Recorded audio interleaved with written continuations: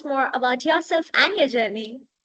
Yes, absolutely. Ayushi, it's so nice to see you again. I always love our conversations, and thank you so much for inviting me to be part of this platform. I am continuously humbled, so thank you so much. Yes, my name is KJ Swaggert. I am the head of enterprise alliances at ProShip. Just a little bit about myself. I live in central Minnesota, where it's either in the United States, where it's either the most beautiful place in the world with the lakes and the sunshine and all the fun things to do, or we're buried underneath a tundra of snow. So it's one or the other. It's really fun. I like it. But I've been here in Minnesota pretty much my whole life. I live here with my husband, who is a high school math teacher. I have two sons, a high schooler now, so going into ninth grade, and a middle school seventh grader. So we're very busy family. We're very into sports. We coach and we play and we do all the things, and we like to spend a lot of time outside. I also love animals. We have two dogs, a bearded dragon lizard who sometimes hangs out with me on calls because he likes screens, and rescue. If we find a bunny in the yard or a bird, I mean, we might just end up having more animals. We'll see, but we love animals. And yeah, so I'm at ProShip. I am the head of enterprise alliances, like I shared. And what that means is I really get paid to make friends, which is fun, but I can go into that later. And I've been in logistics, in some kind of a logistics role since I would say about 2013, 2014, I believe. So a little like a decade plus experience, let's say it that way. That is so beautiful, KJ. And I'm sorry, I know we are supposed to talk about logistics and career, but I can't get over the fact that you have so many cute animals and you're so Oh, happy to thanks. rescue a rabbit that just enters. And I would love if any of your animals just entered the screen sometime when we are talking and say hi to them. I mean, sure. One of our dogs is actually taking a nap right over here. My dogs live Oh. in my office with me. He's napping. His name is George, but if he perks up and wakes up, he's the one that likes to jump up and cuddle and show his face on calls. I So, would love yeah. that. I hope George Yes. wakes up at least before we end the call. We'll just keep saying his name throughout the conversation, and maybe his ears will perk up and he'll hear it. So, That would be yeah. very cute. And Yes. how did it feel to be in the sector of logistics for so many years? Because a lot of our guests, a lot of people do not enter the sector intentionally. So, what was it for Yes. you? Yeah, that's always a great transition question. And my journey is really unique. I love to talk about it. And this is my background and how I found myself in logistics in the world of business is something that I love to share with people because it's not a normal pathway. It's not a pathway you generally see. When I went to college, my degree is actually in education. So I was a elementary teacher and a science teacher for a few years. I realized that just wasn't really my cup of tea. I loved my students, loved my families, but I knew that I needed something different. I think teaching is absolutely one of the hardest and most rewarding things you can do. And watch my husband and his path and my friends, and they're amazing. I just knew for the rest of my life that was just not something that was encompassing my whole skill set. And I knew I just needed something else. So we live in a smaller town. I was able to get experience with retail and marketing and sales and management to kind of help grow that depth and breadth. Not having a degree in business, I knew that if I was exposed to different things, that would help me learn. And I'm such a proponent for education and lifelong learning. There was somebody that actually saw me at our local mall, which is a very small shopping center. It's very, very small. But this individual saw me leading a sales training class and had pulled me aside and had made the recommendation that I look at a national carrier and a role that they had posted. So it was like an account executive role with a national carrier. And I was very confused at first. And do you want me to drive a truck, like deliver packages? What are you think? Yeah, I'm confused. You saw me run this class. What do you think? True. And she said, just the way you engage with people and the way you train and sales, it's something you should look at. And I did not even know anything like that existed, honestly. So when I dove a little bit deeper into the company and into the job, I real you know you this whole path opened up for me in realizing that these logistics companies, carriers, what have you, have an entire section of the company, a division around business and sales and business development and account management. And that was something I just didn't know existed. But I didn't have the background. And so the prerequisites for the role were having a business degree, so many years of experience, proven success in sales. And I was like, well, I can piece together the different things that I've done and really speak to my ability to learn and connect with others and my personality. And I wrote a letter saying, please consider me for an interview. And they did. And that was my first career ever in this space. I was hired by the first diverse female leader at this company. She was my first real big mentor and is still a friend and mentor to this day. And she gave me a fighting chance. Fought for me to be hired and get this experience. So that's how I went into it. And I think to your point, you don't really pick it. I think logistics kind of and supply chain kind of chooses you. Yeah, it chooses you. And then you'll never leave. I find that there are so many opportunities, as you know, and different pathways to take, whether it be account management, client success, finance, partnerships and alliances, sales, marketing, engineering, like the list goes on. There are so many things you can do, which is what makes being in this industry so interesting and just so cool at the end of the day. Definitely. And I would love to mention my famous quote by Richard Feynman, which says, if you want to master something, teach it. And ma'am, you literally started with teaching. It's one of the most important and beautiful skills, I feel. So I used to tutor as a student. So I was a student, but my mom was a teacher. So I got it from her as a gift, the skill of teaching. So I would love to explain it. And over the time, I explained it so many times that I kind of picked on it so easily. And that's something I have discussed even with my past guest. She's trying to teach as well. And I love the idea when people are able to impart that knowledge. And I feel the amazing role that you were in also came as a part of it. Because you could teach, you knew how to talk to people, you know how to make them understand something. I feel when it comes to sales, you can't just sell without understanding it yourself and making the other person understand. So that's exactly why you are the master of your field, because you knew what you were doing any which ways. Oh, thank you. I agree with you. And mastering sales or mastering relationships, right? It's really just, can you have that conversation and be confident in that conversation and relate to the other person and really be a good listener and a good teacher? And that's really 80% of it. So. Exactly. And you actually deal with something called parcel technology. Now, I would love our audience to understand what that term actually means before we get into understanding the role more. Can you please tell us? Yeah, absolutely. I love explaining this to people. My favorite is when I go speak at schools. I more recently just shared about my journey at my son's middle school and some of his like business classes and where they do like career classes. So it was so cool to be a part of that. And I love to just go to a student's desk and pick up their Stanley water bottle or their book or whatever they have. And I explain it where parcel technology and ProShip, the world that I live in now, you think about you're ordering something. So I'm ordering a lip gloss or a water bottle or a book. That information for the item I order goes into some kind of technology stack, whether it's a warehouse management system, ERP, technology management system, what have you. That information gets stored somewhere. So ProShip, what happens is that information, when it comes to shipping, gets pushed into ProShip technology. ProShip absorbs it within milliseconds, decides how do I get that water bottle, whatever, to Ayushi the fastest way possible and on time when she needs it. So ProShip's bread and butter is rate shopping. So looking at multiple carriers and deciding which carrier is going to be the best option for this particular shipment. Within milliseconds, it makes that decision and then spits out the label for the warehouse, the distribution center, whatever facility, to slap it right on that box and get it to your doorstep. So what's really cool about our technology is it sits in the middle of our customers' tech stacks.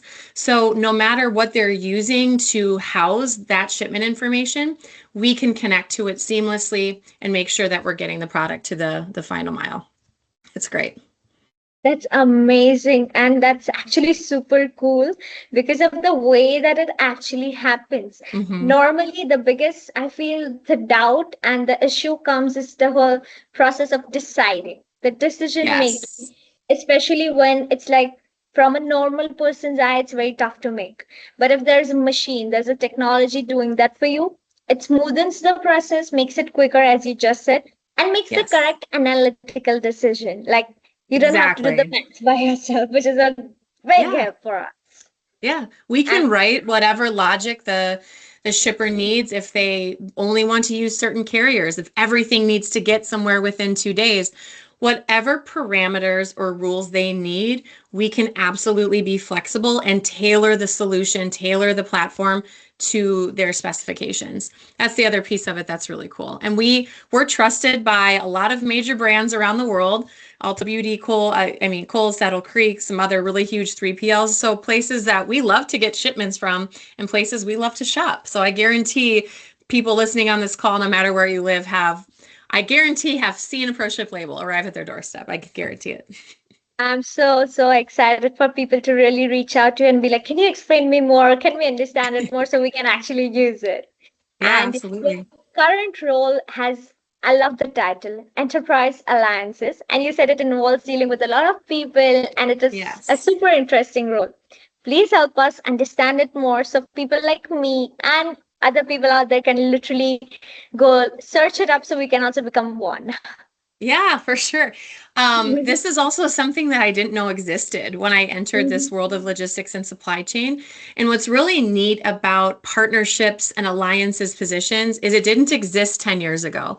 They weren't really even that common 5 years ago, right? I mean, they were out there in the market, but the strategy behind a role like this was continuously being built. I make a joke. My president loves when I do this, but I joke around and I say I get paid to make friends. so, so at the end of the day, that is my job. I get paid to make friends. Really, what that means, though, Ayushi, is it's relationship management. So I'm managing the high level, enterprise level relationships between companies and ProShip. So we have really nice relationships with some larger carriers, larger national and regional carriers, where we do specialized enablement programs. So I'm part of the team that manages those programs and those relationships. We also, because we fall and fit right into that technology stack, we have relationships with high level tech providers as well. Transportation management, warehouse management systems, OEMs, system integrators. So again, managing how we work best with them to best serve their customers. I'll manage those relationships. So really giving them an additional value add when they partner with ProShip. People refer us business to us all the time, so which is wonderful. It's a great sales avenue, but making sure that our referral partners understand ProShip's message, ProShip's value, and that their team is educated so they can position us correctly in the marketplace is part of my responsibility as well.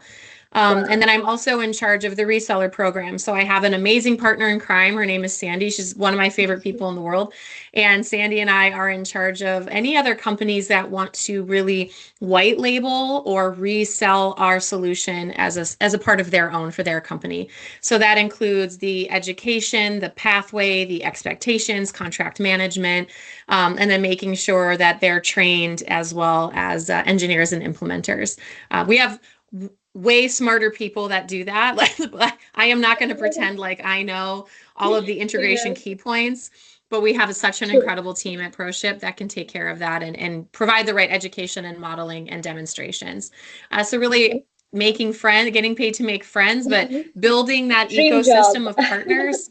Yeah, and man, True, yeah, that would be great if I didn't have like a lot of work to do, but it's very true. busy. Mhm. It's and I'm newer to ProShip. I've only been here like I'm coming up on my 6 months, which seems crazy to me. It feels like I've been here for much longer Long in a good time. way because we've Yeah. gotten so much done and we have such a great pathway for some of our goals and KPIs and things that we want to accomplish in my role. And we're starting to see a lot of that come to fruition, and it's so exciting. But yeah, get Wow. paid to make friends. Get paid to make friends. I really loved how you describe it. Like you are dealing with people the most of Yeah, the hours that you're working. And I feel correct. it's a lot of responsibility. I am also someone who enjoys talking. That's literally the major reason I started this, that I get to speak to a lot of people, learn about their stories, and life is fun, you know? Yeah. But at the same time, I also have an understanding that when it's something that you do a lot, it sometimes gets a little draining. So is that something that comes along? And if yes, then I would love to know how do you deal with it? Yeah, what a great point. I do think even if you have kind of that extroverted personality and you're dealing with people all day long and talking with people all day long, it is so important to recognize how you get your energy back and how you decompress. So I would say I really prioritize sleep. I'm very people will ask me, "What's your favorite place?" and "What's your favorite thing?" or what like your favorite place or whatever. And I'm like, "My bedroom, my bed. That's my favorite place in the world." Prioritizing sleep and rest is huge, and it's hard when you are a professional and a parent, and I think it's managing both sides of your life can be challenging. Uh, Mhm. Also, working from home can be a challenge because I walk 10 feet to my office and it's Yeah. summertime, so everyone's around. But just building in that time throughout the day in the morning and after work to even just like take the dogs on a quick walk, spend a little bit of time outside. It's summer, so jumping on the lake and on the boat quick or doing some of those things and by myself so I can really get my energy back. That's something that I think is important, especially in roles like mine. You do a lot of traveling, and I just finished a heavy show season.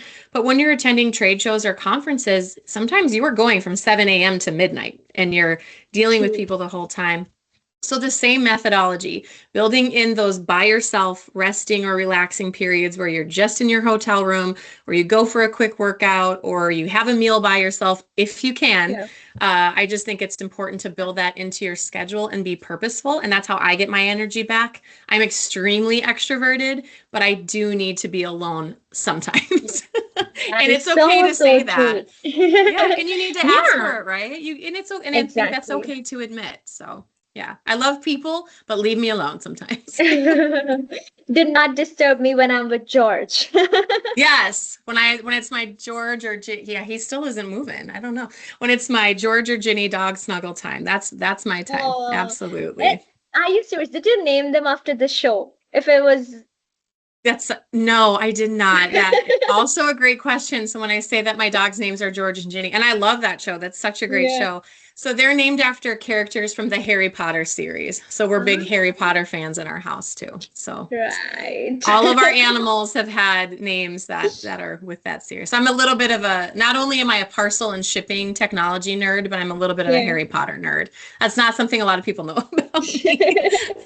Now I know. Yes, and I'm proud of it. I'm proud of it. Of course. I really, really wanted George to just jump and be like, I "Excuse me, know. why am I Maybe getting sometime. mentioned?" Maybe by the end, we'll see if I can get him to do it. Yes, that is true. And I feel like in roles which involve so much communication, I also want, like, slowly I'm starting to consciously touch upon the points where I'm able to help people understand the whole idea of communication. I Mhm. feel a lot of job roles, I feel 99% job roles mention good communication skills. But there is a lack of clarity when we say communication. Now, Yeah. since you're in that role and you're doing a wonderful job, I would love for you to give some tips and tricks to the people who are trying to understand that communication word in the job description correctly. Because dealing with high level people comes with a lot of unsaid rules, which are never made clear, I would feel. Hmm. So please tell us more. Yeah, that's really great. For me, I see communication in a role like this or dealing with a higher level decision makers, C-suite, as consistency. So for me in particular, when I'm building out a relationship with a new partner or a reseller, we have a set cadence of communication. So really working with that contact to decide what makes the most sense based on our relationship and how often do we need to touch base. That's a going to be a bit more formal. So it's either, like a monthly, quarterly basis, or maybe even weekly and biweekly as we're kicking off a new project or a new go-to-market strategy. So it's just getting that, for me, it's getting that mutual understanding of how often should we formally be talking. And then once we decide that, what points are going to be included in that conversation? So being consistent with that communication and having a plan is going to be key. Something that's really helped me is using our AI agents to help me build decks, talking points based on past conversations. So I'm saving some time where I'm going, hey, I have another conversation with this customer or with this partner. Here's what we discussed last time. Can you please adjust, these talking points, this PowerPoint presentation based on past items and what we want to cover in the future. And so that's been really nice as well. But in terms of communication, I mean, that's really what I feel. It's getting that alignment, it's consistency, and it's having a plan. And if you can stick to those three things, it just becomes habit and it just becomes easier. True. So when we say, when you just mentioned talking about decks, like, creating PowerPoints just from AI, it also comes down to ensuring we don't waste the high level person's time. Is that Absolutely. correct? Yes. Right? Yeah. And so if it's not an issue, can you tell us what do you use specifically? So when I'm talking about myself, I really rely a lot on Claude and GPT. That's honestly the two things I rely on the most. I know a lot of apps, but I don't know which one works the best for presentations. So which one do you use?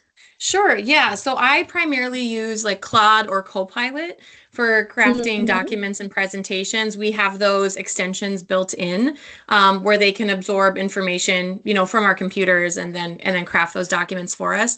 I would find that those two are the ones that I rely on the most. Yeah. And I'll give you one of my quotes. I loved the quote you shared earlier, but my quote is not from necessarily a famous person. It's from my sister. She's famous in my eyes. She's wonderful. But just remembering that AI is excellent, but the AI tools are only as good as the people using it. So she and I do a lot of AI in our roles and have given each other a lot of feedback and help, which is great. But that's one of the things that my sister continues to remind people. She's a marketing coach and she coaches on AI. So it's interesting. Yeah. So we are technically getting the best advice from someone who is actually doing it for a living, like literally teaching people on it. Right. She's teaching her teams and utilizing it and customers. Yeah, for sure. So that was one of the quotes that she had shared with me. So it's a little bit more informal, more internal for her, but it's just really great to have those connections in your circle and share best practices. It's important too. True. And I would love for you to just give us that amazing piece of advice that has stuck by over the years for you to survive in a sector which is considered male dominated still. Yeah. And I actually read it somewhere. It's not male dominated, it's just filled with men. Yes. So they're not dominating it, they're just filling the population, making it look like male infiltrated. Yeah, was that the word? Yes, that was the word. Infiltrated, absolutely. Okay, so can I give you 3? Is that okay? Okay. Yes. Okay. The better. Perfect. We'll sandwich this. Super simple advice, especially being a minority person in this industry, right? So as a female leader, the first piece of advice is going to be from the first female that hired me into logistics. And she had shared with me, women tend to be our own biggest roadblock. And if there's an opportunity, we want to wait until we feel like we're masterful, like we know everything. We don't necessarily want to go for that next experience or that promotion if we don't feel like we're 100% confident within the whole scope of everything that needs to happen. And she shared with me, are you 50% there? If you're 50% of the way there, the other 50% will come. So don't let yourself be your own roadblock and not accepting the next step. If you're halfway there, that's sometimes all you need. And I loved that. I thought that was great. The second piece of advice I like to live by comes from one of my favorite corporate trainers ever, a gentleman that I used to work with at a national carrier. He's wonderful, and it was a negotiation lesson, and I used to do negotiating professionally as well. And so he said, those who ask for more get more. And it's such a simple thing, But if you Yeah. don't ask, you're never going to know. So those who ask for more get more. I love to share that with students, and we'll just say my two boys are very good at negotiating because always Wow. asking, they're always asking for more. They're not always going to get the yes, but they're always asking True. for more. No, they're great. I True. love like little negotiators already. And the third Yay. thing I would say comes from my current boss at ProShip, one of the best marketers I've ever had the pleasure of working with, and she actually recruited me over to the company. We had a Wow. relationship in this space. It's who you know sometimes. She's fabulous, and she said, when you make it to that table, don't whisper. So she actually says that when you make it to that table, for the love of God, don't whisper. Don't whisper. So even if you're the only female in the room, right, or one of the few Yeah. at the table, like don't let your voice be hindered. Make your voice loud, make your voice known. And that is something that I take from her as well. So those are three things that I hold near and dear to me as I've been in this space. That is beautiful. And I loved how you actually said it in the way she would have, for the love of God, Yeah, just don't whisper.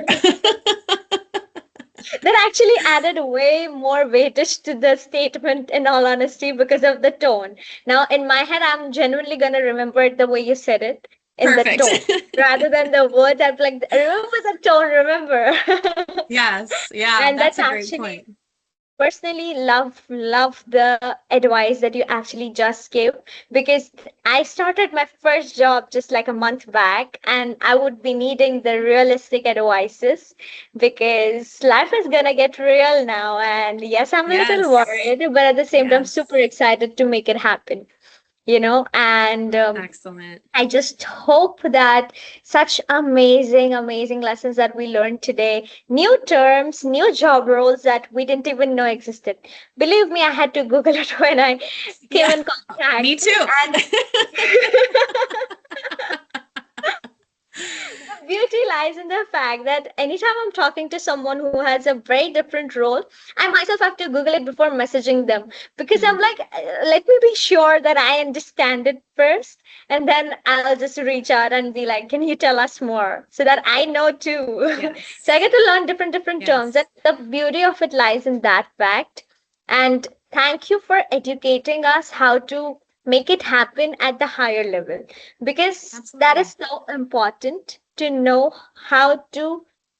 You can just enter into an amazing conference, say, where there are high level people, but if you don't know how to make it happen, it's going to be tough, right? Right, right, absolutely. So that's exactly what you have helped us learn today. So thank you very much, KJ, for coming up today, telling us about this amazing, amazing journey, and telling us about Ginny and George, because we love Yes, you're them. welcome. And I'm sorry, I thought George would make an appearance, but he is It's passed okay. out. We are He gonna must have had we a are busy gonna morning. we are gonna just video call after the episode so that I can just say hi, or I'm gonna get a Perfect. picture of him. Yes, I will send you one, absolutely. I'm still waiting for it. Thank you very much today for your amazing, amazing energy that you brought today to the episode, and for the amazing lessons you taught us today. Well, thank you so much, and you're very welcome anytime. I'm so happy to be a part of this Us platform more and about help